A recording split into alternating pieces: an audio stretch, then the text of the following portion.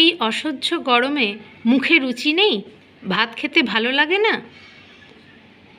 একবার আমার এই আমকুই রান্নাটা ট্রাই করে দেখো বন্ধুরা।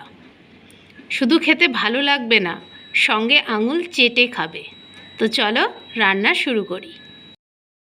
হাই বন্ধুরা, সবাই কেমন আছো? পাপিয়া রান্নাবাড়িতে তোমাদের স্বাগত।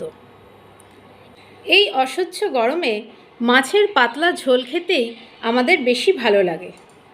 তাই ভাবলাম আজ তোমাদের সঙ্গে কই মাছের একটা পাতলা ঝোল শেয়ার করি। আজ রান্না করব আমকই। তাই ভিডিওটা স্কিপ না করে শেষ পর্যন্ত আমার সঙ্গে থেকে রান্নাটা দেখো। কড়াইতে তেল দিয়ে গরম করে নিয়েছি। এবার এর উপর সামান্য নুন ছড়িয়ে দেব।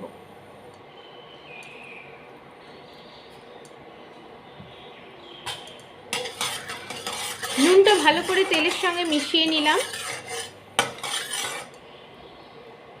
এবার এক এক করে কই মাছগুলো ভেজে নেব।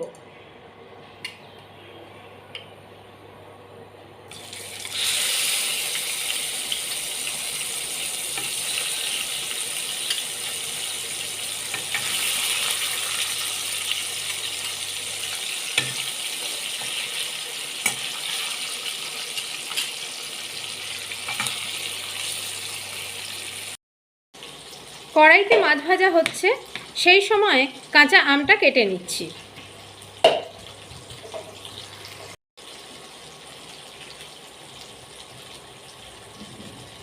আমগুলো একটু সরু সরু ফালি ফালি করে কেটে নিচ্ছি।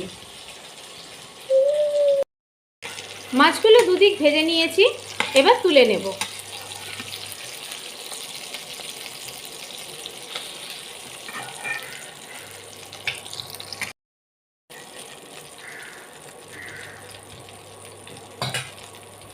মাছ ভাজা তেলেই বাকি রান্নার জন্য ফোড়ন দিয়ে দেব।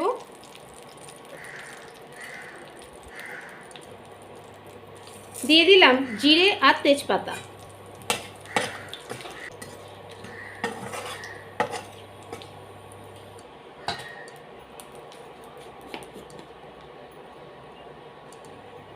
এবার তেলের মধ্যে দিয়ে দিচ্ছি 1 চামচ লঙ্কা গুঁড়ো,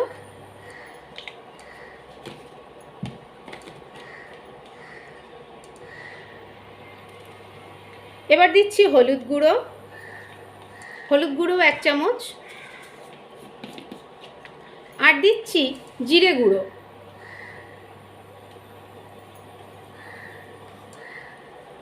1.5 চামচ।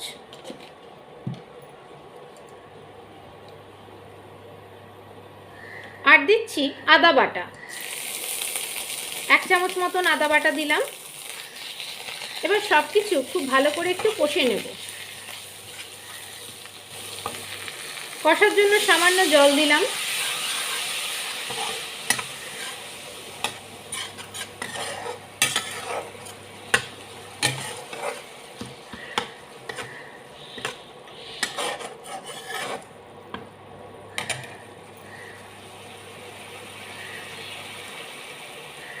স্বাদ মতন নুন দিয়ে দিচ্ছি মাছের।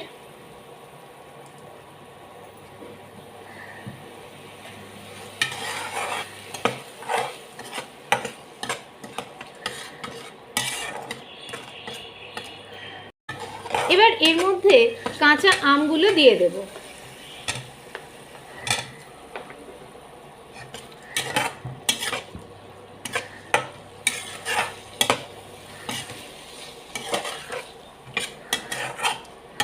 যেহেতু টক দিয়ে মাছের ঝোল রান্না করব, তাই নুনটা সামান্য একটু বেশি দিয়েছি। আম দিয়ে হালকা একটু নাড়াচাড়া করে নিচ্ছি।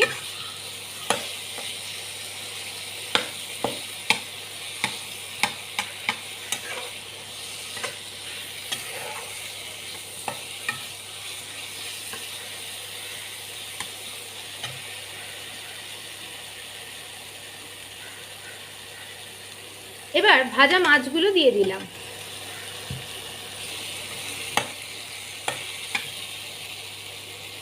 দিয়ে দিচ্ছি ঝোলের পরিমাণ মতন গরম জল।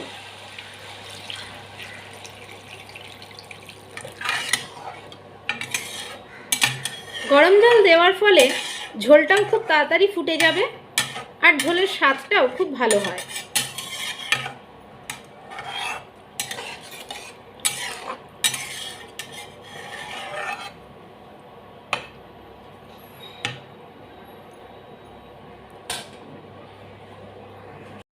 এবার চাপা দিয়ে ঝোলটা কিছুক্ষণ ফুটতে দেব।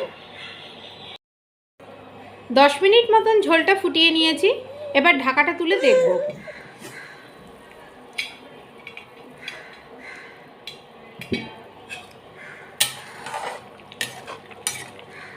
দেখে নেব আমটা সিদ্ধ হয়েছে কিনা। সুন্দর সিদ্ধ হয়ে গেছে। এবার অল্প ফুটিয়ে নামিয়ে নেব। ঢাকা তুলে ঝোলটা 2 মিনিট মতন ফুটিয়ে নিলাম। রান্নাটা হয়ে গেছে। এবার ফ্লেমটা অফ করে নামিয়ে নেব।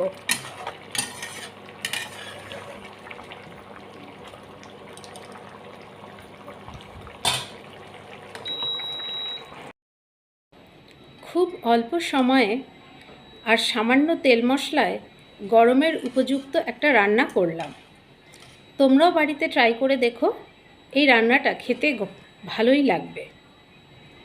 আমার রান্না ভালো লাগলে আমার চ্যানেল সাবস্ক্রাইব করো, লাইক করো আর শেয়ার করো।